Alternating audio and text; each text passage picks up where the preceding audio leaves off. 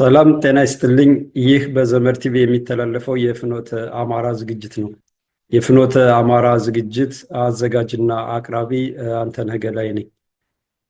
እንግዲህ ፍኖተ አማራ ባለፈው ሳምንት ለማስተዋወቅ ሞክሬያለሁ። ባለፈው ሳምንት ዝግጅት ላይ ፍኖተ አማራ ዝግጅቱን በምን ዙሪያ እንደሚያቀርብ፣ በምን ዙሪያ እንደሚያጠነጥን እና እንዲሁም በሚያቀርብበት ዝግጅት ላይ ያለው እምነት፣ አቋም፣ ዓላማና ግብ ሊያሳካ ያሰበው ዓላማና ግብ ምንድን ነው የሚለውን አጠር አድርጌ ለመዳሰስ ሞክሬያለሁ። ያንን ለማስታወስ ያክል የፍኖተ አማራ ዝግጅት በአማራ ሕዝብ የህልውና ትግል ላይ ዙሪያ የሚያጠነጥን ነው። ይሄውም በአማራ ሕዝብ ህልውና እየጠፋ ነው የሚል እምነት የሚከተል የአማራን ሕዝብ ህልውና የሚያጠፉት ደግሞ ጸረ አማራ አደረጃጀቶች መሆናቸውን የሚያምን እነዚህ ጸረ አማራ አደረጃጀቶች አማራ ጠልነትን፣ ጸረ አማራነትን ህግና ደንብ አድርገው የሀገረ መንግስት ስልጣን ይዘው ተቋማት ገንብተው አማራን አጥፍተው ኢትዮጵያን በትነው አገር እንፈጥራለን ብለው የተነሱ ዓላማና ቅዠታቸው ግባቸውና ምኞታቸውን አማራን አጥፍቶ አገር መመስረት ላይ ያደረጉ ጸረ አማራ፣ ጸረ ኢትዮጵያ፣ ጸረ ህዝብ፣ ጸረ እምነት አደረጃጀቶች ናቸው የሚል እምነት አለ።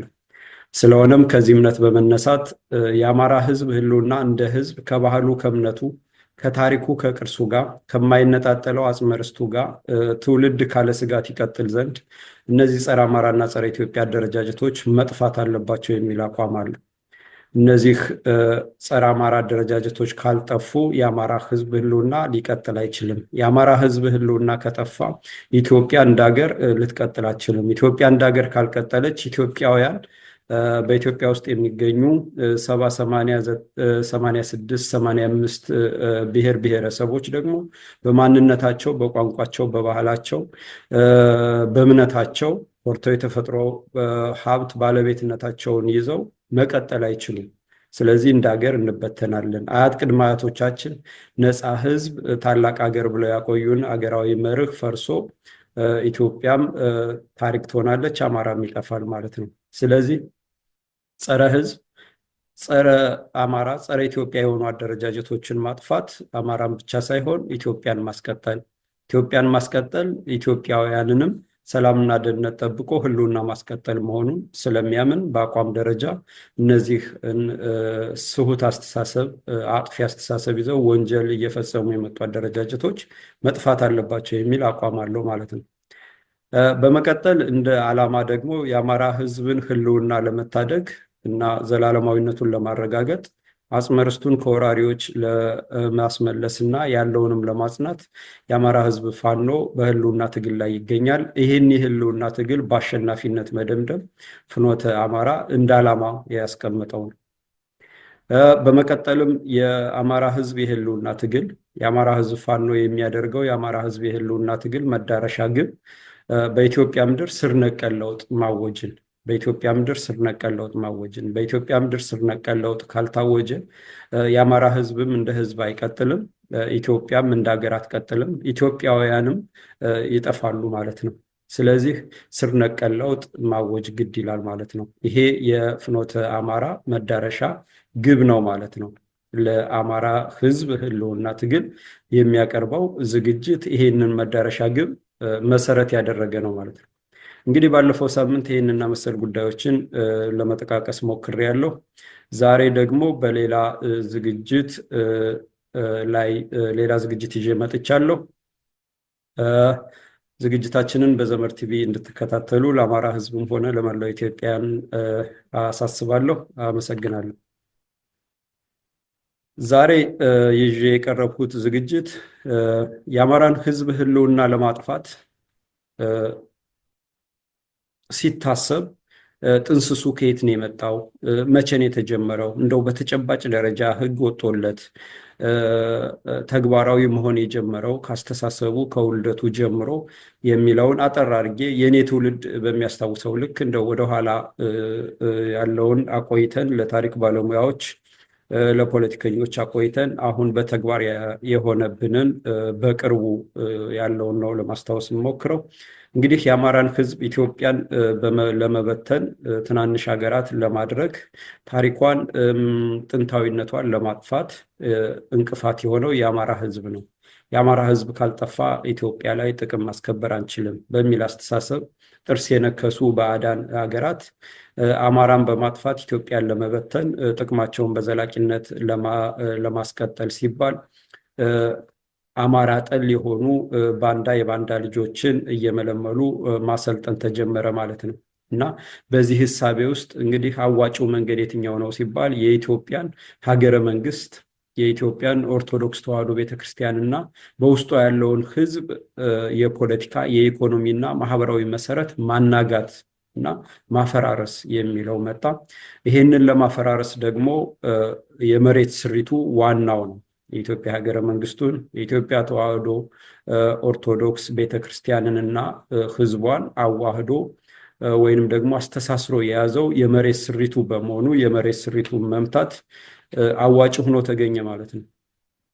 ስለዚህ ይሄንን በተመለከተ ዛሬ ላይ ላቀርብ የተዘጋጀሁት በኢኮኖሚ ዙሪያ አማራን ከኢኮኖሚው መንቀል፣ ማህበራዊ መሰረቱን ማሳጣትና ከፖለቲካው ለማግለሉ ዋናው መሰረት ተደርጎ የተሰራበትን የመሬት ላራሹን ዙሪያ ከመሬት ላራሹ ተነስቶ በደርግ የተጀመረው የኦሮሞማን ፕሮጀክቱን ለማድረግ የመጀመሪያው አደረጃጀት ደርግ ነው። ከደርግ በኋላ በወያኔ ከወያኔ በኋላ በሁለተኛ ዙር አሁንም የኦሮሞማ አደረጃጀት ኦሮሞማ ብልጽግና ይሄ ኦሮሞማ ኦነግ ኦህዴድ እያደረገ ያለው አማራን ከኢኮኖሚው መንቀል፣ ከመሬቱ መንቀል፣ ቤቱን ማፍረስ፣ መውረስ፣ ጥሪቱን ሀብቱን አሟጦ መውሰድ፣ መዝረፍ እና በጅምላ መፍጀት ከየት ተነስቶ አሁን ላይ እንዴት እንደደረስ አጠር አድርጌ ጭብጥና መሰረት ለማስያዝ ሞክራለሁ ማለት ነው። እንግዲህ ለዚህ መንደርደሪያ ይሆን ዘንድ ቅድመ አያቶቻችን የጥንት አባቶቻችን የመሬት አቅኚዎች ኢትዮጵያን ሲመሰርቱ ለትውልድም ለእኛም ያስተላለፉልን ርስት መሬትን ሲያቀኑ እንዴት ነው የመጡት የሚለውን ከታሪክ ባለሙያዎች ከዘገቡት ከሆነው ከተቀመጠው ተሰንዶ ከተቀመጠው ምን ይላል? የጥንት አባቶቻችን መሬት በተፈጥሮ ይዞታ ስር ነበረ። ይህንን በተፈጥሮ ይዞታ ስር የነበረን መሬት ወደ ግል አዞሩት።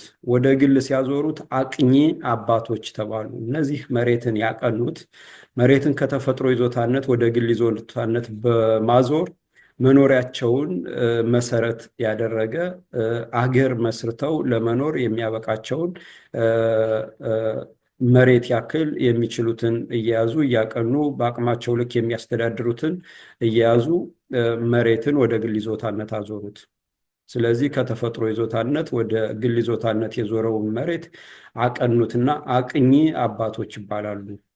ለዚህም አማራ እስካሁን ድረስ ያቀናሁትን ርስቴን ያቀናሁትን መሬቴን ነው የሚለው እንጂ ከሰው ወሮ የነበረውን አጥፍቶ አገር በቀሉን ነዋሪውን ጨፍልቆ ቋንቋውን እምነቱን አጥፍቶ በወረራ የተያዘ አይደለም ማለት ነው። አቅኚ አባቶች ያቀኑት መሬት ለትውልድ እየተላለፈ ዛሬ ላይ የደረሰ ነው ማለት ነው። ከዛ በመቀጠል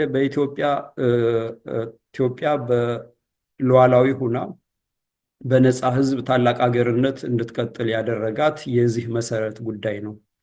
የርስት ጉዳይ ነው። የመሬት ጉዳይ ነው። ርስትና ወይንም መሬት አቅኚ አባቶች ያቀኑትን መሬት ከተፈጥሮ ይዞታ ወደ ግል ያዞሩትን ለማንም አሳልፈን አንሰጥም በሚለው መርህ ምክንያት የኢትዮጵያን ታላቅነት አስከብረው ሉዓላዊነቷን አስጠብቀው ህዝቧን በነፃነት ጠብቀው እስከ ንጉሱ እስከተገረሰሱበት እስከ 1966 ድረስ በነፃ ህዝብ ታላቅ ሀገራዊ መርህ አቆይተዋል ማለት ነው። ይሄም ለዚህ ያበቃቸው መሬት ማለት ማንነት መሆኑን፣ ርስት ማለት ማንነት መሆኑን፣ ርስት ማለት የእምነት፣ የባህል፣ የታሪክ የሚቀዳበት መሆኑን፣ ከእምነቱ የተነቀለ ከማንነቱ የተነቀለ በመሆኑ ከባህሉ የተነቀለ ከማንነቱ የተነቀለ መሆኑን፣ ከእምነትና ከባህሉ የሚነቀለው ደግሞ ከመሬቱ ከርስቱ ሲነቀል መሆኑን፣ ርስቱ ከርስቱ ከመሬቱ ሲነቀል ከባህሉ ከእምነቱ ከታሪኩ የተፋታ የተነቀለ መሆኑን፣ ከአገር ባለቤትነቱ የተነቀለ መሆኑን፣ አገር አልባ መሆኑን፣ ርስቱ የሁሉም ነገር መሰረት መሆኑን፣ የአገር ኩራቱ መሰረት መሆኑን፣ ዘር ቆጥሮ የአገር ባለቤትነቱን የሚያስረዳበት መሆኑን፣ ርስት ማለት ከአያት ቅድመ አያቶች ጋር በመንፈስ የሚተሳሰርበትና የሚገናኝበት መሆኑን በማስተማር ይህንን ርስት ማስጠበቅ ማንነትን ማስጠበቅ ነው፣ እምነትን ባህልን ማስጠበቅ ነው የሚለው መሰረታዊ እሳቤ ግንዛቤ በእያንዳንዱ ትውልድ ውስጥ እንዲተላለፍ በማድረግ ይህንንም መሰረታዊ ግንዛቤ በውስጣችን በአባቶቻችን በአያቶቻችን ተዋህዶ ሀገራቸውን ኢትዮጵያን ታላቅ አድርገው ሉዓላዊ አድርገው ሉዓላዊነቷን አስከብረው ሕዝቦቿን ነፃ አድርገው አቆይተውናል ማለት ነው። እንግዲህ በመቀጠልም የኢትዮጵያ ሀገረ መንግስት ሲመሰረት እነዚህ አቅኚ አባቶች መሬት አቅንተው ወደ ግል ይዞታ ዙረው ሀብት ንብረት ማፍራት ሲጀምሩ ያንን መጠበቅ የሚጠብቅ ተቋም አስፈለገ። በግል መጠበቅ ስለማይቻል ለዚህም መንግስት የሚባለውን አካል ፈጠሩ ማለት ነው። እንግዲህ መንግስት እስካሁን ድረስ የመንግስት ቀዳሚ ተግባር የሚባለው የህዝብን ሀብት ንብረት መጠበቅ፣ የህዝብን ሰላም ደህንነት ማስከበር፣ የህዝብን ህልውና ማስቀጠል፣ የአገርን ሉዓላዊነት ማስከበር ነው የአንድ መንግስት የመጀመሪያ ኃላፊነት ግዴታው ማለት ነው። እና ለዚህም ነው ግብር የሚከፈለው። ለዚህም ነው ህዝቡ ግብር እየከፈለ መንግስት ደግሞ ይሄንን ለሚያደርግበት ለሚገነባው ፖሊስ ለሚገነባው የጦር ሰራዊት ህዝቡ እየከፈለ ይህንን እንዲያደርግ ግዴታው እንዲወጣ ለማድረግ አቅኝ አባቶች ያፈሩትን ሀብት ለመጠበቅ ሰላምና ደህንነታቸውን ለመጠበቅ ወደ ግል ይዞታ ያዞሩትን መሬት በግል ለማስቀጠል ተቋም ፈጠሩ መንግስት የሚባለው እና ከዚህ መንግስት ጋርም ማህበራዊ ውል ገቡ። ይሄ ማህበራዊ ውልም ሀብት ንብረት ለመጠበቅ የህዝቡን ሰላም ደህንነት መጠበቅ፣ ሰዎች ሰርተው እንዲገቡ ሰርተው እንዲያፈሩ አፍርተውም እንዲበለጽጉ እንዲያድጉ ይሄንን ማስጠበቅ እንዲቻል መንግስትን ፈጠሩ። መንግስትን በዚህ መልክ ውል ሲገቡ ደግሞ እነሱ ግብር ይከፍላሉ፣ ገንዘብ ይከፍሉታል ማለት ነው እና በዚህ መልክ ሀገረ መንግስቱ ቆመ። ስለዚህ የኢትዮጵያ ሀገረ መንግስት እንግዲህ የአማራ ህዝብ ህልውና ትግል ዙሪያ ላይ ነኝ ዝግጅቴ በሙሉና መሰረቴም አካሄዴም ያንን መሰረት ያደረገ ነውና የኢትዮጵያ ሀገረ መንግስት በዚህ መልክን ካቆሙ በኋላ ሺህ ዘመናትን እያለፈ ይሄ ውል ተጠብቆ ይሄ የመንግስት ውልነት ተጠብቆ ሺህ ዘመናትን እያለፈ መጣ። ስለዚህ በዚህ መልክ የቀናው መሬት የሀገሪቷ የገቢ ምንጭ፣ የኢኮኖሚ ዋልታ፣ የህዝቡ መተዳደሪያ ሆነ ማለት ነው። ህዝቡ በዚህ ኑሮውን ይገፋል፣ በዚህ ይተዳደራል። በዚህ በሚያፈራው ሀብት ለመንግስት ግብር ይከፍላል፣ መክፈል ያለበትን ይከፍላል። የእምነት ተቋሙ የኢትዮጵያ ኦርቶዶክስ ተዋሕዶ ቤተክርስቲያንም መሬት ወስዳ ራሷን እያስተዳደረች አገር ትውልድ እያቀናች እያስተማረች አሁን ያለው ዘመናዊ ስልጣኔ ባልነበረበት ዘመናዊ ትምህርት ባልነበረበት ወቅት የሰውን ልጅ በሰው አምሳል የእግዚአብሔር ፍጡር በሚለው በፍትሐዊነት እያስተማረች ፈሪሃ እግዚአብሔር ያለው ትውልድ እንዲቀጥል ወገኑን የሚያከብር ለአገሩ የሚሰዋ አገሩን የሚወድ ርስቱን መሬቱን የሚያስከብር ትውልድ እየቀረጸች እውቀትን እያስፋፋች የመንግስታት የነገስታት መተዳደሪያ ፍትሐ ነገስትን እያጻፈች ፊደል እየቀረጸች ለዚህ አበቃች ማለት ነው ኢትዮጵያ። እና ይሄ እነዚህ አካላት የመሬት ስሪቱ የኢትዮጵያ ኦርቶዶክስ ተዋሕዶ ቤተክርስቲያን እና ሀገረ መንግስቱ እነዚህ ተቋሞች ኢትዮጵያን ሉዓላዊነት አድርገው እንዲኖሩ ያስቻለ ነው እና እነዚህን ደግሞ ያስተሳሰረው ዋናው የመሬት ስሪቱ ነው። የኢኮኖሚ የኢትዮጵያ ኢኮኖሚ ዋልታ የሆነው የገቢ ምንጭ የሆነው እና የህዝቡ መተዳደሪያ የሆነው መሬት ነው ማለት ነው። ስለዚህ መሬት ርስት ሲባል ማንነት ነው፣ አስተሳሰብ ነው፣ ትውልድ ነው፣ ህይወት ነው ይላሉ አባቶቻችን እና ስርዓተ መንግስቱም የኢትዮጵያ ኦርቶዶክስ ተዋሕዶ ቤተክርስቲያንም በፖለቲካው መስተጋብር በኢኮኖሚው ምንጭነትና በማህበራዊ መሰረትነት መሬት አስተሳስሮ አገርን ታላቅ አድርጎ ያቆየ ነው ማለት ነው። እንግዲህ የኢትዮጵያ ሉዓላዊነትም በዚህ መልክ ተከብሮ ዘልቋል ማለት ነው እስከ 1966 ድረስ።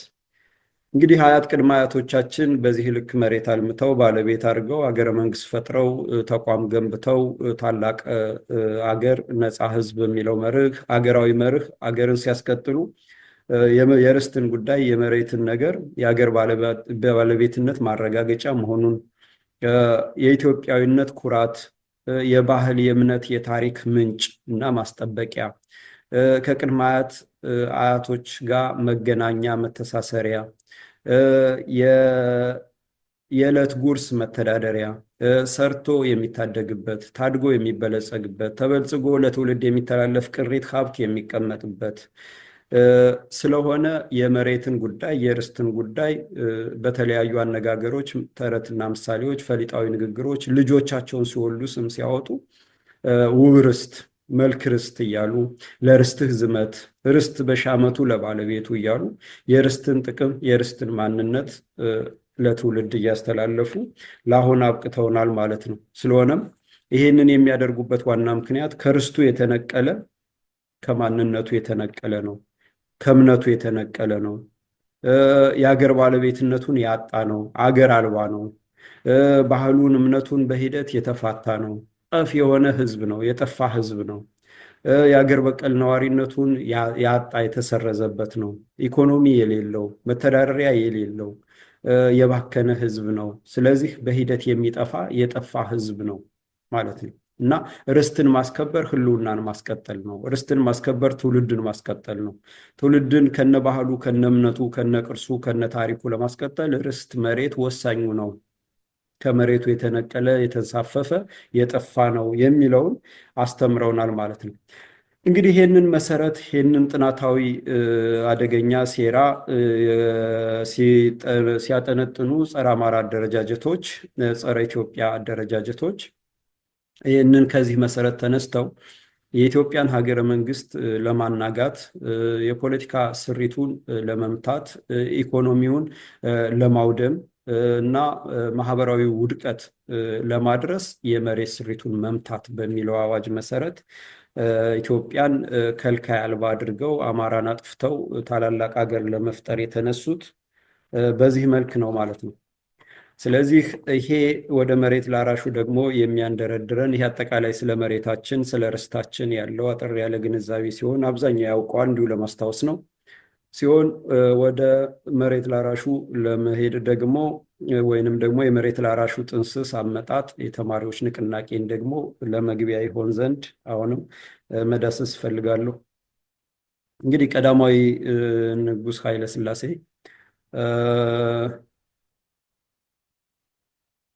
ወጣቶችን ከተለያየ አካባቢ ነቃ ያሉትን ተምረው ወገን ይጠቅማሉ አገር ያሳድጋሉ ያሉትን ወደ ምዕራባውያን ወደ አሜሪካ እየላኩ ያስተምራሉ። አስተምረው ተምረው ተመልሰው አገር ይጠቅማሉ፣ ህዝብን ያገለግላሉ፣ አገር ያሳድጋሉ በማለት ማለት ነው። በዚህ ምክንያት የሚላኩት ወጣቶች ደግሞ ተምረው ሲመለሱ አማራ ጠልነትን ተምረው ኢትዮጵያ ጠልነትን ተምረው ጸረ አማራና ጸረ ኢትዮጵያ ሆነው ተመለሱ ማለት ነው። አብዛኛው እና አብዛኛው እነዚህ የተገንጣይ አደረጃጀቶች የወያኔ ትህነግ መስራቾች የኦሮሞማ ኦነግ የኦህዴድ የተባለው በኋላ መጀመሪያ ደርግን የፈጠሩት በሙሉ በዚህ የተማሪዎች ንቅናቄ ውስጥ ያለፉ ናቸው። እና እነዚህ ተማሪዎች ተምረው ሲመለሱ የተማሪዎች ንቅናቄን ብለው መሰረት ያደረጉት ደግሞ እንደ ግብ ያስቀመጡት አዲስቷን ኢትዮጵያን እንፈጥራለን። አዲስቷ ኢትዮጵያ ማለት ከአማራ የጸዳች ማለት ነው። የድሮዋ ኢትዮጵያ የአማራ ነች። አዲስቷ ኢትዮጵያ ደግሞ ከአማራ የጸዳች፣ አማራን ያጠፋች፣ አማራን የበላች ኢትዮጵያን እንፈጥራለን የሚል ነው። ይሄንን ለማድረግ የተሸረበውና አዋጭ መንገድ የተደረገው የመሬት ስሪቱን መምታት ነው። የመሬት ስሪቱን ለመምታት ደግሞ መሬት ላራሹ የሚለውን አዋጅ ማወጅ ነው በሚል የተማሪዎች ንቅናቄ ተጀመረ ማለት ነው። እንግዲህ የተማሪዎች ንቅናቄ በእድሜ ጠገቦች በወቅቱ የነ ሻለቃ ዳዊት በእውቀትም በፈርጀ ብዙ እውቀት ወታደራዊ እውቀት በሕግ የተማሩት በእድሜ ትልቁም ለሻለቃ ዳዊት ናቸው። በቀጥታ ሆነ በተዘዋዋሪ የተማሪዎችን ንቅናቄ የመሩት ያስተባበሩት ማለት ነው። እነ ፕሮፌሰር አለማንተ ገብረስላሴ እነዚህ ናቸው እና ከነዚህ ከተገንጣዮቹ ጋር ከአጥፊዎቹ ጋር ሆነው አብረው ማለት ነው በመሪነት እና በዚህ መሰረት የተጀመረው ንቅናቄ በ1966 ንጉሱ እንዲገረሰሱና ደርግ መጦ ስልጣን እንዲይዝ ተደረገ ማለት ነው። ወታደሩ መጦ ስልጣን እንዲይዝ ተደረገ። በዚህም ምክንያት ደርግ ስልጣን ሲይዝ ሻለቃ ዳዊት የንቅናቄው መሪዎች እንግዲህ ሻለቃ ዳዊት በሐረር የጦር አካዳሚ በጻፉት መጽሐፋቸው ላይ ዋቴ ላይፍ የሚለው መጽሐፋቸው ላይ በሐረር የጦር አካዳሚ የሁለተኛ ነው የሶስተኛ ዙር ምሩቅ ናቸው። የበቁ የጦር መኮንን ናቸው። ከዛ በኋላ በቀዳማዊ ኃይለሥላሴ ዩኒቨርሲቲ በዛሬው አዲስ አበባ ዩኒቨርሲቲ የሕግ ትምህርት የጨረሱ ናቸው። ከዛም ለከፍተኛ ትምህርት አገር ይጠቅማሉ፣ አገር ይመራሉ፣ ለሕዝብ ያገለግላሉ ተብለው ወደ አሜሪካን ሀገር ተልከው ኮሎምቢያ ዩኒቨርሲቲ ዓለም አቀፍ ሕግ የተማሩ ናቸው እና ኮሎምቢያ ዩኒቨርሲቲ ሆነው በነበሩበት ሰዓት የተማሪዎች ንቅናቄን ይመሩ ነበር፣ ጽሁፎችን ይጽፉ ነበር፣ ስለ አዲሲቷ ኢትዮጵያ ይጽፉ ነበር ማለት ነው። እና በዚህ ሁኔታ ወደ ሀገር ቤት ተመልሰው ተቀላቅለው ንጉሱ እንዲገረሰሱ ካደረጉ በኋላ ወታደሩ መጦ መንግስቱ ኃይለማርያም ሲወለድ በመሪነት ሲመጣ መንግስቱ ኃይለማርያም የኔና የአብዛኞቻችን የተሻለው ምርጫ ነበረ ይላሉ መጽሐፋቸው። ሬድ ቲርስ የሚለው ይሄ ቀይ እምባ የሚለው መጽሐፋቸው ገጽ 17 መጨረሻው ምዕራፍ ላይ ያለው ሰው ማየት ይችላል። የሌለው ደግሞ ከኢንተርኔት በፒዲኤፍ ማውረድ ይችላል። ሬድ ቲርስ ብሎ ሻለቃ ዳዊት ወልደ ጊዮርጊስ ብሎ ቢጽፍ ማንም ያገኘዋልና 17ኛው ገጽ ላይ መጨረሻው ምዕራፍ ላይ መንግስቱ ኃይለማርያም የተሻለው ምርጫ ነበረ፣ ምክንያቱም ከድሃ ቤተሰብ የመጣና አማራ ለመሆኑ ነው ይላሉ። ይሄ ነው እዚህ ጋር ማሰሪያ ቃሉ። አዲስቷ ኢትዮጵያ አማራን ያጸዳች ለመሆኗ አስረጂው እና ዋናው ይሄ ነው። አማራ ለመሆኑ ለአዲስቷ ኢትዮጵያ ግንባታ ዋና ሰው ሆኖ ተገኘ፣ በጣም ጥሩ ምርጫ ሆኖ ተገኘና ደስተኞች ነበርን ይላሉ። እንግዲህ ይሄን እንደዚህ አድርገው አማራን ከመሬቱ ለመንቀል የመሬት ላራሹን አዋጅ አቀረቡ፣ ጽሑፉን ጽፈው አጸደቁ፣ ተፈጻሚ ያስደረጉ ማለት ነው። እና እንግዲህ ለአማራ ሕዝብ ይሄንን የምነግረው ወደ ኋላም የምጠቃቅሳቸዋሉ። ለአማራ ሕዝብ ፋኖ ለመላው ኢትዮጵያዊ ይሄን የምነግረው ከመሬታችን ነቅለው የኢትዮጵያን ሀገረ መንግስት የፖለቲካ ኢኮኖሚና ማህበራዊ መሰረት አናግተው ኢትዮጵያን በዚህ ውስጥ ምስቅልቅል እንድትገባ አድርገው አማራ ጠፍቶ አዲስ ኢትዮጵያ ከአማራ የጸዳች አዲስ ኢትዮጵያ ትፈጠራለች። ምን ማለት ነው?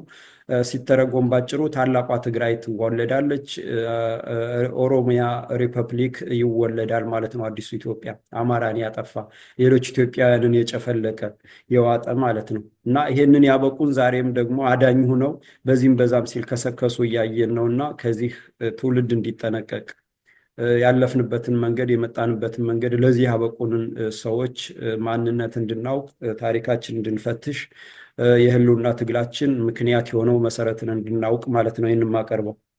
እና በመቀጠል እንግዲህ የመሬት ላራሹ አዋጅ ደርግ መጣ። የመሬት ላራሹ አዋጅ በ1966 ንጉሱ ተገረሰሱ። በ1967 ሐምሌ ወር መሰለኝ የመሬት ላራሹ አዋጅ ታወጀ ማለት ነው። እንግዲህ የመሬት ላራሹ አዋጅ በድፍኑ ሲታይ ለማንም እንደሚገባው መሬት ለአራሹ ይሁን፣ ይሰጥ፣ ይወረስ፣ አራሹ መሬቱን የሚያርሰውን መሬት ይውረስ ማለት ነው።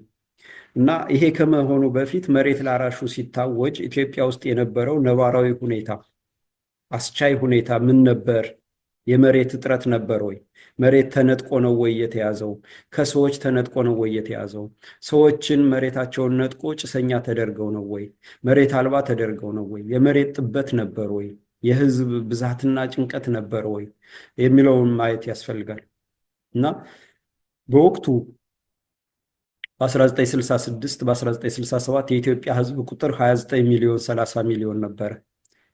ዛሬ በ110 ሚሊዮን ጨምሮ 140 ሚሊዮን ደርሷል ማለት ነው።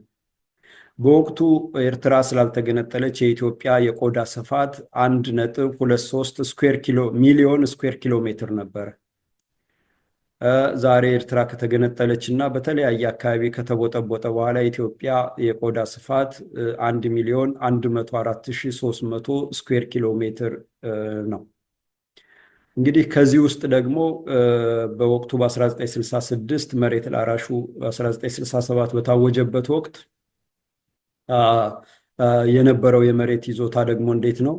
የኢትዮጵያ አጠቃላይ የቆዳ ስፋት 1,230,000 ስኩዌር ኪሎ ሜትር ውስጥ ለእርሻ ምቹ የሆነው 40%፣ 30%፣ 30%ን ብንወስድ ወደ 370 ሺህ ስኩዌር ኪሎ ሜትር ነው። ከ370 ሺህ ስኩዌር ኪሎ ሜትር ውስጥ በሄክታር ማለት ነው ሲባዛ በመቶ ወደ 37 ሚሊዮን ሄክታር መሬት አለ ማለት ነው ለእርሻ ምቹ የሆነ። ከዚህ ውስጥ ለማ የሚባለው በወቅቱ በ1966 እና ከዛ በፊት ለማ የሚባለው የዚህ ምቹ የሆነው የሩብ ሩብ ነው የሚለው በቁጥር የተቀመጠ ፈልጌ ያጣሁ። የሩብ ሩብ ነው ይላል። በጣም ትንሽ ነው፣ ህዝቡም ትንሽ ነው፣ 30 ሚሊዮን ነው። እና የዚህ ሩብ ሩብ ማለት 2 ሚሊዮን 3 ሚሊዮን ማለት ነው። የ37 ሚሊዮን ሩብ ሩብ ማለት 2 ሚሊዮን 3 ሚሊዮን ሄክታር መሬት ነው ማለት ነው። ስለዚህ የተትረፈረፈ መሬት አለ። የህዝብ ቁጥር ትንሽ ነበር ማለት ነው። ቅን የሆነ ለሀገርና ለህዝብ አስተዋይ የሆነ አርቆ አሳቢ ለህዝብ የሚቆረቆር ከሆነ የመንግስትን ማህበራዊ ውል የሚያከብር ስርዓተ መንግስት ቢሆን ኖሮ መሬት የሌለውን በዚህ ክፍት ቦታ እያሰፈረ ለም በሆነው ላይ እንደየአካባቢው እንደሚበቅለው እጽዋት እንዳየር ንብረቱ እንደ ነዋሪው የመሬት ባለቤት አድርጎ ህዝብን በኢኮኖሚ ማሳደግ የመሬት ባለቤትነቱን እያጸኑ የሀገርን ሉዓላዊነት ማስከበርና ማስቀጠል ይቻል ነበር። ግን ዓላማው ሌላ ስለሆነ ኢትዮጵያን ለማፍረስና ለመበተን አዲስቷን ኢትዮጵያን ለመፍጠር አማራ መመታት መጥፋት ስላለበት አማራን ለመምታት ደግሞ የመሬቱን ስሪት መምታት ስላለብን ተብሎ መሬት ላራሹ የተባለው አማራን ከመሬቱ ለመንቀል ማለት ነው። አማራ ደግሞ መሬቱን እንዴት ያዘው ነው? አማራ መሬቱን ወሮ ነው ወይ መጤ ነው ወይ ወራሪ ነው ወይ የሚለውንም ማየት አለብን። በአቅኛ አባቶች የቀናውን መሬት ነው አማራ በየትኛውም አካባቢ ሂዶ ኢትዮጵያ አገሬ ናት፣ አያት ቅድመ አያቶቼ ደማቸውን ያፈሰሱባት አጥንታቸውን የከሰከሱባት አገሬ ናት ብሎ እባብ እየነደፈው እሾህ እየወጋው ጊንጥ እየነከሰው እንቅፋት እየመታው መሬቱን አለማ፣ መሬቱን አቀና፣ በባለቤትነት ቀጠለ፣ አረሰ፣ የሀገር ኢኮኖሚ ዋልታ ሆነ፣ የህዝብ መተዳደሪያ እህል አምራች ሆነ። እስከ 1950ዎቹ መጨረሻ ድረስ ኢትዮጵያ እህል በመላክ የኢኮኖሚዋ ገቢ በዚህ ነበር። እነ እንግሊዝ በረሃብ በወደቁ ጊዜ በንጉሱ ዘመን በቅርብ ትላንትና ኢትዮጵያ ትረዳ ነበር። ይሄ ስሪት ከተመታ በኋላ ማህበራዊ መሰረቱ ከተናጋ በኋላ አማራን ከመሬቱ ነቀል ነው ከተባለ በኋላ ከ1966 በኋላ ከደርግ ጀምሮ ኢትዮጵያ ዛሬ በችጋርና በረሃብ የምትታወቅ በስደተኛ የምትታወቅ ታላቅነቷ ነፃ ህዝብ ታላቅ ሀገርነቷ ደግሞ ታሪክ የሆነ ሆናለች ማለት ነው። ስለዚህ አማራ በዚህ መልክ ያለማውን መሬት ህዝብ ቀልቦ መንግስቱን አቆሞ የመንግስትን ወጪ ሸፍኖ የሚቀጥለውን መሬት ባልጠበበ መሬት ባልጠፋ መሬት አማራን መንቀል የተፈለገው ለዚህ ነው። አማራ በዚህ መልክ ነው መሬቱን ያለማው ማለት ነው። በዚህ መልክ ካለማው መሬት ነው የተነቀለው ማለት ነው። ስለዚህ ይሄንን ሲደረግ መሬት ላራሹ ሲታወጅ የሀገር አባቶች ምክር ሰጡ፣ የእምነት አባቶች ምክር ሰጡ፣ ምሁራኖች ምክር ሰጡ። ይሄን አዋጅ ተውት፣ አገር ያፈርሳል፣ ኢኮኖሚውን ያወድማል፣ ህዝብን ምስቅልቅል ውስጥ ይከታል፣ ማመለስና ማረም አትችሉም። 3000 ዘመን 4000 ዘመን 5000 ዘመን የቆየን ሀገር ስሪት አታፍርሱት ተው ሲባሉ እነዛን ሰዎች ምክር ሀሳብ ያቀረቡ ሰዎች እያነቁ ጣሏቸው። እስከዛሬ የተቀበሩበት አይታወቅም። ከዚህ ውስጥ ዋናው የእርሻ ሚኒስቴር የነበሩት በወቅቱ ክቡር በለጠ ገብረ ጻዲቅ ናቸው። እሳቸው ይሄንን ኢትዮጵያ ለችግር ለረሃብ ትጋለጣለች፣ ኢኮኖሚው ይናጋል፣ ሀገረ መንግስቱ ይወድማል እና እንደ ሀገር የመቀጠሉ ሁኔታ ስጋት ላይ ይወድቃል፣ ወራሪዎቿ በተለያየ ጊዜ መጠው ሊወጉ ያሰቡት ጥሩ ጊዜ ይመችላቸዋል፣ ይፈጠርላቸዋል፣ ረፉ ሲሉ አንቀው ጣሏቸው። ክቡር በለጠ ገብረ ጻዲቅ እስከዛሬ የተቀበሩበት አይታወቅም። በእሳቸው ምትክ ኦሮሞው ዘገየ አስፋው መጠው ተሾሙ። ዘገየ አስፋው አዋጁን እንዲሆን ከልባቸው ሰሩ፣ አማራን አስፈጁት፣ ከመሬቱ ነቀሉት ማለት ነው እና ይሄም በመሆኑ በመቀጠል ከ4 ወር በኋላ ከመሬት ላራሹ አዋጅ ከ4 ወር በኋላ በቅርብ ጊዜ እንደገና ደግሞ አማራ በዚህ ልክ እባብ ነድፎት ጊንጥ ነክሶት እሾህ ወግቶት እንቅፋት መጥቶት ያለማውን መሬቱን ዛጋ ባፈራው ሀብት ደግሞ ከተማ ቆርቁሮ መንገድ ሰርቶ የከተማ ቤት ገንብቶ ተቋማት ገንብቶ ቡና ቤቶችን ሆቴሎችን ገንብቶ የእርሻ መካናይዝድ እርሻዎችን አዘጋጅቶ ያለማውን ሀብት ደግሞ ወረሱ። ትርፍ ቤት ለመንግስትና ትርፍ ሀብት ለመንግስት ተብሎ ተወረሰ። ማለት ነው። እንግዲህ እስከ ዛሬ ድረስ ኦሮሞማ ብልጽግና ቤትን እያፈረሰ ሀብት እየወረሰ ያለው የተጀመረ ዛሬ አይደለም ማለት ነው። በመጀመሪያው ቀዳማዊው የኦሮሞማ አደረጃጀት በደርግን የተጀመረ ማለት ነው። ትርፍ ቤት ለመንግስት ዛሬ አዲስ አበባ ላይ የሚወርሰው የዛ አካሄድ ነው። የዛ ማስታወሻ ደብተር እየታየ የሚፈጸም ነው። አካሄዱና አፈጻጸሙ ያኔ መውረስ ነው፣ አሁን ደግሞ ማፍረስ ነው እና ልዩነቱ ይሄ ነው። ስለዚህ ትርፍ ቤት ለመንግስት ተብሎ ሲታወጅ ግን የዛኔ ስጋት ላይ የወደቁ ወዳጅ ሀገራት ይላል አንድ የካምብሪጅ ዩኒቨርሲቲ ህትመት ክፍል የጻፈው ጽሑፍ ላይ የኢትዮጵያ በወቅቱ ወዳጅ ኮሚኒስት ሀገራት ምክረ ሀሳብ አቀረቡ። ያ ምክረ ሀሳብም የኢኮኖሚክ ዲዛስተር እና ሶሻል ብሬክዳውን ታመጣላችሁ። ምንድነው ኢኮኖሚ ውድቀትና የኢኮኖሚ ውድቀት የማህበራዊ ውድመት ታመጣላችሁ፣ ማህበራዊ ውድቀት ታመጣላችሁ፣ ኢኮኖሚው ይወድማል የሚል ምክረ ሀሳብ አቀረቡ። ዞር በሉ ተባሉ ማለት ነው። እነ ሻለቃ ዳዊት የሚመክሩት የደርግ ቡድን ማንንም አልሰማም ብሎ ዞር በሉ ብሎ ቀጠለ ማለት ነው እና እንደዛ አይነትን አንሰማም አሉ። በዚህ መሰረት አማራ ያፈራውን ሀብት እንግዲህ አማራ ሀብት ሲያፈራ አፈራሁ ነው የሚል አገኘሁ አይልም። ላቡን ጠብ አድርጎ ጥሮ ግሮ ስለሆነ አፈራሁ ነው የሚለው። ልክ እንደ እጽዋት፣ እንደ ፍራፍሬ፣ እንደ ሰብል ማለት ነው። ታርሶ ለስልሶ ተዘርቶ ታርሞ ታጭዶ ተወቅቶ ነው እህል እንግዲህ አፍርቶ ምናምን ለዛ የሚበቃውና በእንደዛ መልክ ላቡን ጠብ አድርጎ ማግኘቱን የሀብቱ ፍትሐዊ የተገኘ ሀብት በላቡ የተገኘ መሆኑን ለመግለጽ አፈራሁ ነው የሚለው። መሬቱን ርስቱን አቀናሁ እንደሚለው ማለት ነው። ያቀናሁት መሬቴ እንደሚለው ሀብቱንም ያፈራሁት ሀብቴ ነው የሚለው እና በዛ ልክ ያፈራው ሀብት ተነጠቀ ማለት ነው። ከፊሉ ሞቱ፣ ከፊሉ ተሰደዱ፣ አብዛኛው ደግሞ ተፈጀ። ቀይ ሽብር፣ ነጭ ሽብር በሚለው ተፈጀ ማለት ነው እና በዚህ መልክ ቀጠለ። በላቡ ያፈራው ሀብት ተነቀለ። ማህበራዊ ቀውሱ ተቀጣጠለ። በኢኮኖሚ ተመታ። ከፖለቲካው ተነጠለ። ማህበራዊ መሰረቱ ተናጋ ማለት ነው። እንግዲህ በዚህ ሁኔታ ነው እንግዲህ እነ ሻለቃ ዳዊት መሬት ላራሹን ለማስፈጸም የመሬት ስሪቱን መምታት አዋጭ ሆኖ ስለተገኘ የመሬት ስሪቱን መታ ነው ብለው የሚመጻደቁት ማለት ነው። እንዲህ ያሉ የሚናገሩት በተለያዩ መድረኮች፣ እኔም በተገኘሁበት መድረክ እና መሬት ላራሹን አማራን ከመሬቱ የነቀልንበት ያሉ ሰዎች ዛሬም ተመልሰው መጥተዋል ነው። ዛሬም ተመልሰው እየዞሩን ነው ማለት ነው። ጥርሳቸውን ሲያበቅሉ የነከሱን አማራን ለማጥፋት ጥርሳቸው ወልቆ እድሜያቸው መጨረሻ ገደብ ላይም ደርሰው አጥፍተው ለመሄድ እየዞሩን ነው ማለት ነው። ትውልድ ጥንቃቄ ማድረግ አለበት። እና በዚህ ምክንያት ደርግ የአማራን መሰረቱን አናጋ። አማራ ያላሰበው ዱብዳ ማዕት ወረደበት። ያልጠበቀው ያልተዘጋጀበት ወረደበት። ከዚህ በፊት አማራ የሚያውቀው ከውጭ የመጣ ጠላት ኢትዮጵያን ሊወር ነው ሲባል በሰሜን፣ በደቡብ፣ በምዕራብ፣ በምስራቅ አካባቢ ዝመት በተባለበት ለርስትህ ዝመት እየተባለ አገር ወራሪ ባህልክን የሚቀይር ርስትህን የሚነጥቅ መጧል ሲባል ሲዘምት ነው የሚያውቀው እንጂ ከውስጥ የበቀለ የጋራ ሀገር አለን ብሎ የሚያምን የጋራ ታሪክ የጋራ ባህል እንጋራለን ብሎ የሚያምነው ወገኑ በዚህ ልክ ውርጅብኝ ያወርድብኛል ብሎ አስቦት አልሞት ስለማያውቅ አማራው መዓት ወረደበት ማለት ነው። ሳይዘጋጅበት አማራ ጥንት ሲቀርብ ምንድን ነው የሚለው? እረ ልጅ ማሰሪያው፣ እረ ልጅ ገመዱ፣ ቤትማ ምን ይላል ጥለውት ቢሄዱ ነው የሚል እና ወደ ዳር ድንበር ጠላት ወረረህ፣ ወራሪ መጣ ተብሎ ሲዘምት ልጄን እንዴት ላድርገው ነው? ቤቱን ዘግቼው ቢሄድ ምንም አይሆንም።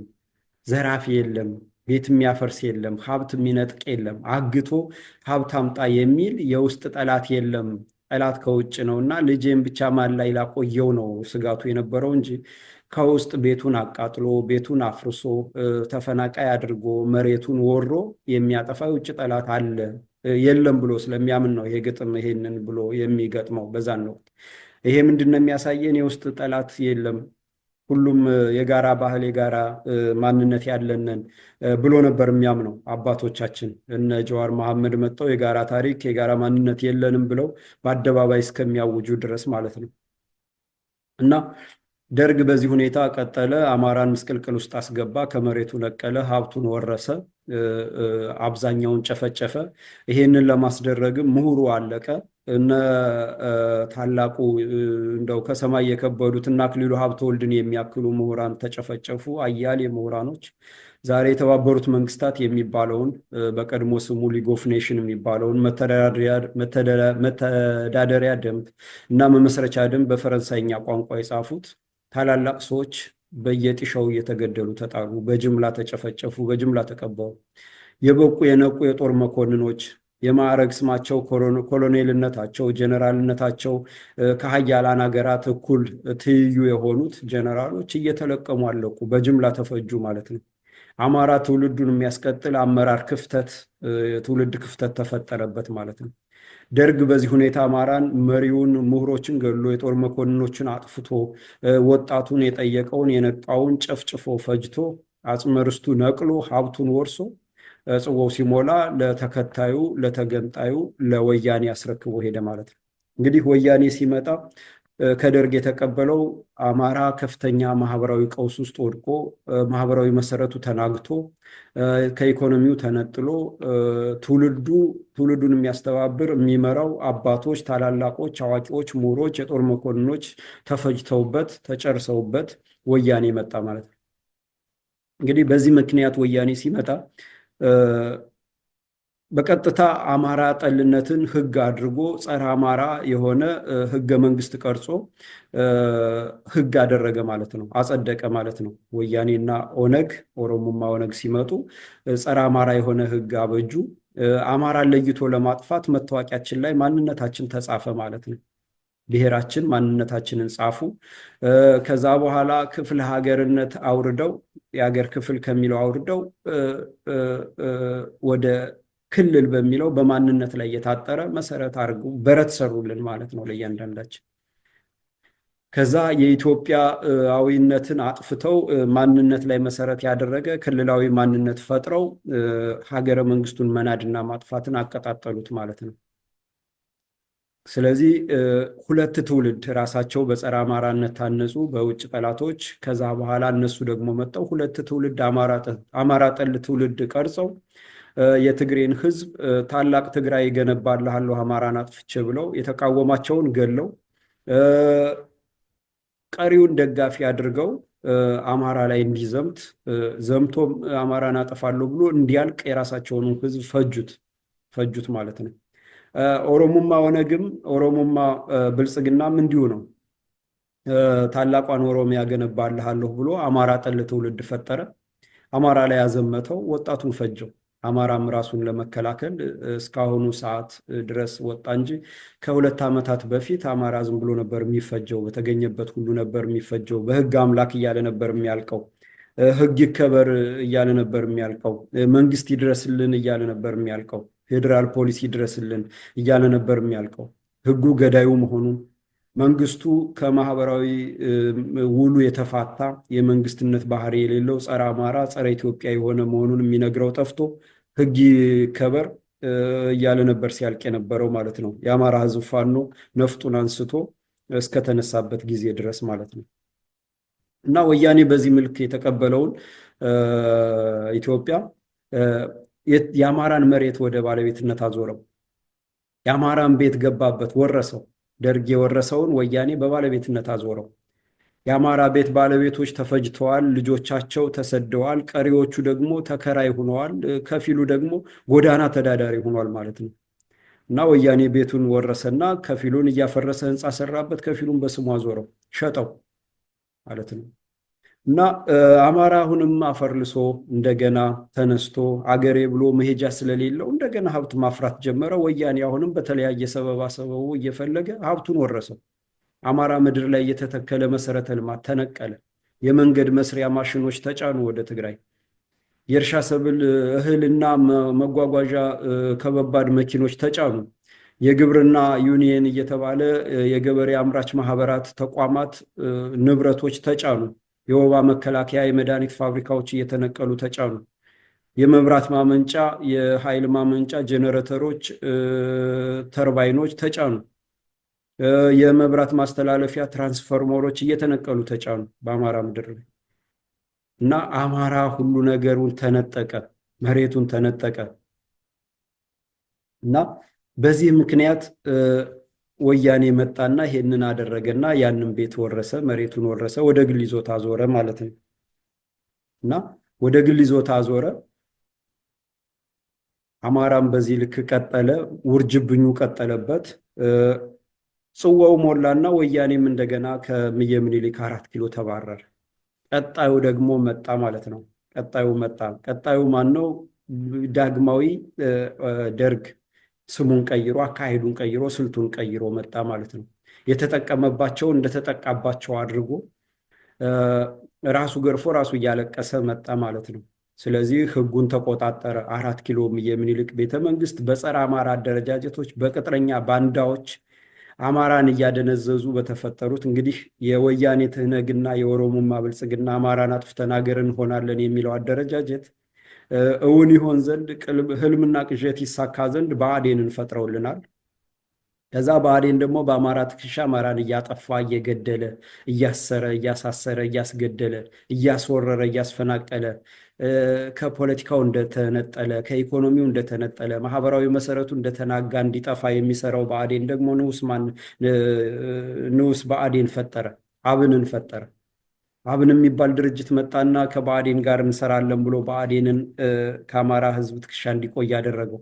በመቀጠልም ከኦነግና ከኦሮሞ አደረጃጀቶች ጋር እንሰራለን በማለት ዘር ያጠፉት የጨፈጨፉት ከወያኔ ጋር አብረው ከተማሪዎች ንቅናቄን የመሩት የነሻለቃ ዳዊት ስልጡኖች አማራን በሐረር፣ በአርባ ጉጉ፣ በአርሲ፣ በበደኖ፣ በድሬዳዋ የፈጁት፣ በወለጋ የፈጁት ካለ ጠያቂነት ዘር ያጠፉት ወደ እምዬ ምኒልክ ቤተመንግስት ቀጥ ብለው እንዲገቡ ከኦነግና ከኦሮሞ አደረጃጀቶች ጋር በ11 ነጥብ አብረን እንሰራለን አለና አብን በአማራ ስም የተቋቋመው ጸረ አማራ ተቋም ህጋዊ ያደረጋቸው ማለት ነው። በዛ ልክ የፖለቲካ ስልጣኑን ተቆጣጠሩ። በድብቅና በግልጽ ሲናገሩት የኖሩትን በህግነት አወጁ። ጎጃም የኛ ነው፣ ሸዋ የኛ ነው፣ ቤት አማራ የኛ ነው፣ ጎንደር የኛ ነው፣ መተማ ሞቱማ ነው ማለት ጀመሩ። ህጉን ቀየሩት። ድሮ በሐረር፣ በድሬዳዋ፣ በናዝሬት ኦሮምኛ ያልቻለ ስራ አይቀጠርም ነበር። አሁን ግን ኦሮሞ ያልሆነ ስራ አይቀጠርም። አዲስ አበባ የኦሮሞ ነች፣ ኦሮሞ ጠልነት በስቷል እየተባለ አማራን በአዋጅ ፈጁት። ከአያት ቅድመ አያቶቻቸው ማስታወሻ ደብተር እያነበቡ የአማራን ቤት ማፍረስ፣ ያፈረሰበትንም ማስከፈል፣ በባንክና በኪሱ ያለውን ጥሪት እያገቱ በመቀበል አማራን ማደሄት፣ ከመሬቱ መንቀል እና የመጨረሻ ያሉትን ጭፍጨፋ ጀመሩ ማለት ነው። ስለዚህ ዛሬ ላይ የሚፈርሰው ቤት፣ ዛሬ ላይ የሚዘረፈው ንብረት ዛሬ የተጀመረ አይደለም። 50 ዓመት የመጣ ነው። 50 ዓመት ሙሉ እየተንከባለለ የመጣ ነው። ይሄን ነው መሰረት ማድረግ ያለብን። ሾርት ሚሞሪያም ብሎ እና አብይ አህመድ ሲሰድበን ከመሬቱ ተነቅሎ እንደገና መሬቱ ሀብቱ ቤቱ ንብረቱ ተወርሶበት አሁንም እንደገና አፍርቶ አሁንም ወያኔ ወርሶበት እኛ ደግሞ ለሁለተኛ ዙር መጠን ስንወርሰው የማይነቃ የማይገባው ሾርት ሚሞሪያም ዝንጉ የሆነ እያሉ የሚሳለቁብን በዚህ ምክንያት ነው ማለት ነው። እና የህልውና ትግል ላይ ስንሆን የህልውናችን መጥፋት ርስታችን ህልውናችን መሆኑን፣ መሬታችን ርስታችን ማንነታችን መሆኑ፣ ማንነታችን እምነታችን ታሪካችን ቅርሳችን የሚወድመው ከዚህ ጋር ተያይዞ ስለሆነ የመጣንበትን መንገድ በውል ማወቅ፣ የጠላቶቻችንን ማንነት ማወቅ፣ የተነሱበትን መንገድ ጽንሰ ሀሳብ ማወቅ ለህልውና ትግሉ ግብና ስኬት መሰረት በመሆኑ እነ ራስ አበበ አረጋይ እንደሚሉት የጠላቱን ማንነት ያወቀ ይጀግናል እንደሚሉት ለመጀገንና የህልውና ትግሉም በታሰበለት መሆን ባለበት ልክ በስር ነቀል ለውጥ ለመደምደም ያስችል ዘንድ የመጣንበት መንገድ የጠላቶቻችን ማንነት የማይታረቅ ግንኙነት ከአማራ ህዝብ ጋር አጥፍቶ ጠፊ የሆኑ አደረጃጀቶች መሆናቸውን እንድንለይ ነው ማለት ነው ይህንን የማቀርበው። ስለዚህ ደርግ መሬት ወረሰ፣ ሀብት ወረሰ፣ ወያኔ ወደ ግል ይዞታ አዞረው፣ ከዛ አማራ እንደገና ፈራ። አሁን ደግሞ ኦሮሞ ቤት አፈረሰ፣ አሁንም እንደገና አማራ ሰራ፣ ቤቱን አፈረሰ፣ ወረሰ። ስለዚህ ዛሬ የምንሰራው ቤት ነገ ለልጆቻችን አይደለም ማለት ነው። ዛሬ የምናፈራው ጥሪት ነገ ለልጆቻችን መተላለፍ አይችልም ማለት ነው። መተላለፍ አይችልም ማለት ነው። አዙሪቱ በዚህ ይቀጥላል ማለት ነው። በአማራ ህዝብ ፋኖ ውስጥ የበቀሉና ሰርገው የገቡ አብረውም በመሪነት ያደጉ ቅጥረኛ ባንዳዎች የአማራ ህዝብ ህልውና ትግል በስር ነቀል ለውጥ ተጠናቆ እንዲህ አይነት አዙሪት ወጠን የልጅ ልጆቻችን የቤታቸው፣ የመሬታቸው፣ የርስታቸው፣ የሀብታቸው ባለቤት መሆናቸውን የእምነታቸው፣ የባህላቸው፣ የታሪካቸው፣ የቅርሳቸው ወራሾች ሆነው ካለ ስጋት መቀጠላቸው እንዳይረጋገጥ አዙሪት ውስጥ በማስገባት ስር ነቀል ለውጡን በጥገናዊ ለውጥ ለመቋጨት የተቀጠሩ ቅጥረኛ ባንዳዎች አሉ፣ የፋኖ መሪዎች የሆኑ ማለት ነው። እነዚህን ሁሉ ማወቅና መለየት የምንችለው መዳረሻችን ግባችንን ለይተን ስናውቅ ነው። መዳረሻ ግባችንን ለይተን የምናውቀው የጠላቶቻችንን ማንነት፣ የተፈጸመብንን ማንነት፣ ምን ጉድና ወንጀል፣ ግፍና መከራ፣ ዘር ማጥፋት፣ ዘር ማጽዳት፣ ሰብአዊ ቀውስ በውል ስንረዳ ነው። ስለዚህ ራስ አበበ አረጋይ የጠላትንን ማንነት ያወቀ ይጀግናል የሚሉት በዚህ ምክንያት ነው ማለት ነው። ስለዚህ ዛሬ የምንሰራው ቤት ነገ የልጆቻችን እንዲሆን ወይንም ደግሞ እንዳይፈርስ በሌላ ጠላት አሁንም ነገ በሚመጣ ጠላት እንዳይፈርስ ከአዙርኙ ለመውጣት ከጥገናዊ ለውጥ ለመውጣት እና ስር ነቀል ለውጥ ለማወጅ በመርህ የታነጸ ትውልድ መፍጠር አለብን። እስካሁን የነበረው የአማራ ህልውና ትግል በአዙሪት ውስጥ መውጣት ያልቻለው ግለሰብን መርህ ያደረገ ተደርጎ በጠላቶቻችን የተቀረጸ አካሄድን ስለምንከተል ነው። ይሄ መብቃት አለበት። መርህን የታጠቀ በመርህ ላይ የሚመራ ትውልድ መቅረጽ ግለሰቦች የአንቀሳቃሾች እንጂ መርሆች አይሆኑም ማለት ነው። ስለዚህ ከመርሁ አይናጠብም ማለት ነው። ለመርሁ ለግቡ ለዓላማው ይሞታል ማለት ነው። አቋሙን ለይቶ ያውቃል። በትግሉ ላይ ምን አይነት እምነት እንዳለው እምነቱንም ይለያል ማለት ነው። ስለዚህ ግለሰብ አምልኮን የሚያቀነቅኑ ግለሰቦችን ጨምሮ ባንዳዎችን፣ ቅጥረኞችን መጸየፍ አለብን። ባንዳነት ለትውልድ አስተማሪ በሆነ ቅጣት ከኢትዮጵያ ምድር መጥፋት አለበት። ትውልድ እኛ ያለፍንበት መከራና ስቃይ ለሚቀጥለው መተላለፍ የለበትም ማለት ነው። ስለዚህ ይህንን ለማድረግ የጠላትን ማንነት ማወቅ ተገቢ ነው። ራስ አበበ አረጋይ የጠላትን ማንነት ያወቀ ይጀግናል ይላሉ። በጣም መወደው አባባል ነው። ዶክተር ደብሩ ነጋሽ በተደጋጋሚ ይነግረኛል። እና ጠላቶቻችንን ስላላወቅ ቅጥረኛ ባንዳዎቻቸውን ስለማንለይ በግለሰብን መርህ አድርገን በግለሰብ ላይ የተንጠለጠለ ትግል እያደረግ ግለሰቦች ቅጥረኛ ባንዳ ሆነው ሲገኙ ትግሉ አብሮ እንዲኮሰምን እንዲቀዛቀዝ፣ ግለሰቦች ሲመቱ ወይንም ሲሰዉ ትግሉ አብሮ እንዲኮሰምን እንዲመታ እንዲቀዛቀዝ፣ ግለሰቦች መንገድ ላይ ተጠልፈው ሲጣሉ ትግሉ አብሮ እንዲጠለፍና ዙሪት ውስጥ እንዲገባ እየተደረገ ስለመጣን ይህን የምናቆምበት የመጨረሻው ምዕራፍ ላይ ነን። የመጨረሻው መስቀለኛ መንገድ ላይ ነን። የአማራ ህዝብ ፋኖ የጀመረው ትግል በስር ነቀል ለውጥ መቋጨት አለበት የሚለው የፍኖተ አማራ እምነት ይህንንና በመሰል ጉዳዮችን በውል በመረዳት ነው። ስለዚህ ያለውን ሁኔታ በውል እንረዳ። ለህልውናችን የአማራ ህዝብ ህልውና የአማራ ህዝብ ፋኖ የሚያደርገው የአማራ ህዝብ ህልውና የኢትዮጵያን ቀጣይነት ለማረጋገጥ ነው። የኢትዮጵያ ቀጣይነት መረጋገጥ ደግሞ የኢትዮጵያውያን በባህላቸው፣ በእምነታቸው፣ በታሪካቸው ኮርተው የተፈጥሮ ሀብታቸው ባለቤት ሆነው የአገር ባለቤትነታቸውን አጽድቀው ለመቀጠል መሰረት ነው ማለት ነው። ስለዚህ ሁሉም ኢትዮጵያዊ ከአማራ ህዝብ ፋኖ ጎን በመቆም አሻራውን ይጣል፣ አሻራውን ያስቀምጥ፣ የህልውና ትግሉን ያግዝ። ዓላማውና ግቡ ስር ነቀል ለውጥ ይሁን። እንግዲህ ስር ነቀል ለውጥ ደግሞ ምን ማለት ነው? ስር ነቀል ለውጥ ማለት ቅድም ለመግለጽ ሞክሬያለሁ፣ ባለፈው ሳምንትን ለማስረዳት ሞክሬያለሁ። ስር ነቀል ለውጥን ለማምጣት የአማራ ህዝብ ፋኖ በአሸናፊነት የእምዬ ምኒልክ ቤተመንግስትን መቆጣጠር አለበት።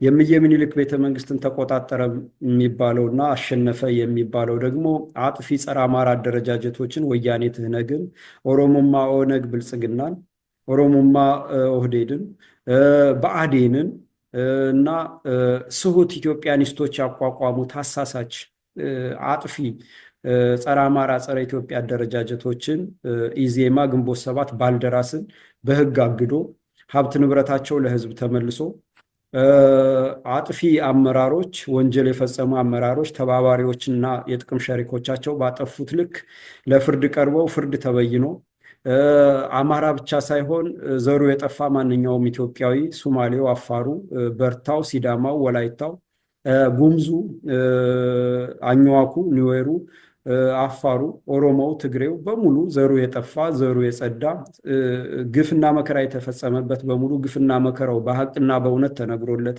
ካሳ እንደሚካስ ታውጆ ኢትዮጵያውያን በሙሉ በእምነታቸው፣ በባህላቸው፣ በቋንቋቸው ኮርተው ከኔ ያውቅልሃለሁ ፖለቲካ ነፃ ሆነው ራሳቸው ለማስተዳደር ራሳቸው ተወካይ ሆነው ራሳቸውን ወክለው የሚቀርቡበት መድረክ ፋኖ አመቻችቶ ከዛ በኋላም ዲሞክራሲያዊት የሆነች ህብረ ብሔራዊት የሆነች ኢትዮጵያን ለማስቀጠል የሚያስችል የጋራ ኢኮኖሚና ፖለቲካ ደንብና ሕግ መደንገግ ሲቻል በኢትዮጵያ ምድር ስር ነቀል ለውጥ ታወጀ ይባላል ማለት ነው። ይሄ ካልሆነ በአዙሪት ውስጥ ለመግባት ትላንት የገደለን ዛሬ መልሶ አዳኝ ሆኖ ሲመጣ ትላንት ክትባት እያስከተበ መሬቱን ርስቱን እየነቀለ አማራን እያፈናቀለ እየገደለ እያስገደለ ያጠፉት ገዱ አንዳርጋቸው ታምራት ላይኔ እና የነሱ ቅጥረኞቻቸው ደግሞ የወያኔ ቅጥረኞች በሙሉ ባንዳዎቹ በዚህ ስርዓት ውስጥ ያለፉት የፖለቲካ መሪነን ተቃዋሚ መሪነን እያሉ ድራማ ሲሰሩት የነበሩት መልሰው አዙሪት ውስጥ ለመክተት እየተረባረቡ ነውና ይሄን ሁሉ ማስቆም የምንችለው የምንሄድበትን መርህ ጠንቅቀን ስናውቅ የጠላቶቻችንን ማንነት አካሄድና ስልት ስንረዳ ስለሆነ ይሄንን እንከታተል፣ ይሄንን እንለይ፣ እንወቅ ላለሁ። በተረፈ የዛሬው ዝግጅት እዚህ ጋር አበቃለሁ። ፍኖተ አማራን በዘመድ ቲቪ ተከታተሉ። ሁሉም አማራ ብቻ ሳይሆን ማንኛውም ለህልውና ትግሉ አስተዋጽኦ እንዲያደርግ ህልውና ያስገድደዋል። በጋራ እናሸንፋለን። በኢትዮጵያ ምድር ስር ነቀል ለውጥ ይታወጃል። አማራነት ያሸንፋል። አመሰግናለሁ።